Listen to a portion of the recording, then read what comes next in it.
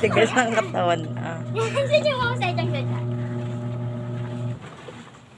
Ate po, ang galing ate ko.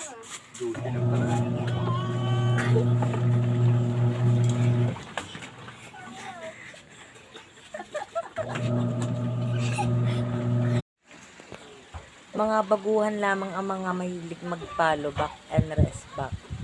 Kaya ano pa inaantay nyo?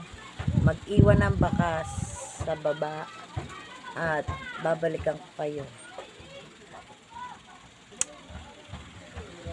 I just wanna baby, di na ko galit, uwi ka na. Hinihintay kita dito kanina pa. I just wanna baby, wag ka nang mag-alala. Wag mo nang antayin pa.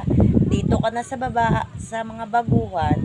Click your notification and follow to follow. Kita ninyo na patong-patong ang kaso ko. Sa totoo lang, ang balita ko may warrant daw ako pag...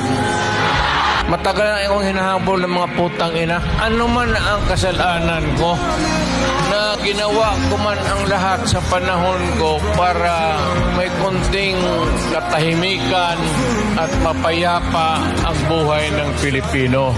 Assuming na totoo, bakit ko ginawa yan? Para sa sarili ko? Para sa pamilya ko? Para sa inyo at ang inyong mga anak sa ating bayan. Bakit? Tumahimik ba ang bayan natin kung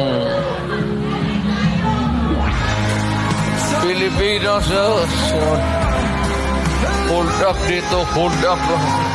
Tayo mga ayaw ng gulo, nagpipilitan tayo to confront evil because nandyan sa harap natin.